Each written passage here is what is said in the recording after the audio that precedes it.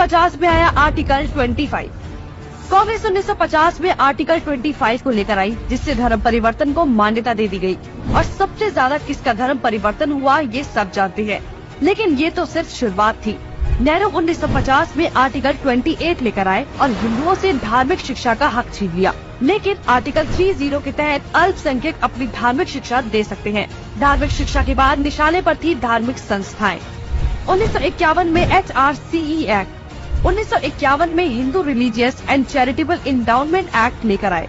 उन्होंने कारण दिया कि बड़े मंदिरों का रखरखाव सही से हो सके, लेकिन इसकी आड़ में कब्जे कर लिए, जिसके तहत भारत में मौजूद बड़े बड़े मंदिरों का प्रबंध सरकार ने अपने हाथों में ले लिया और मनमाने ढंग से इनकी संपत्ति का दुरुपयोग किया। और ये सिर्फ हिंदुओं के मंदिर पर लागू था, बाकी धर्मों या धार्मिक स्थल पर लागू नहीं था। 1956 में हिंदू कोड बिल आया।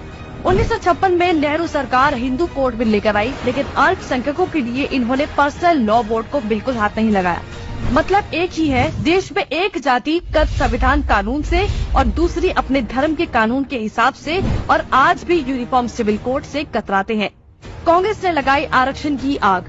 कांग्रेस आरक्षण लेकर आई, जिससे हिंदुओं को बांटने का काम किया गया, जिससे सबसे बड़ा नुकसान हिंदुओं को हुआ। आरक्षण की देश में जरूरत थी, लेकिन मक्कार कांग्रेसी इस योजना को 10 साल लागू करने की बजाय इसे बढ़ाते चले गए और न ही इससे लोगों को सशक्त बना पाए, जबकि लोगों को इसकी लत लगा दी गई। इंदिरा का कार्यकाल। साल 1976 में इमरजेंसी के दौरान ही इंदिरा ने संविधान में सेक्युलर शब्द को जबरदस्ती घुसा दिया, जिसको लेकर संसद में कोई चर्चा तक नहीं हुई।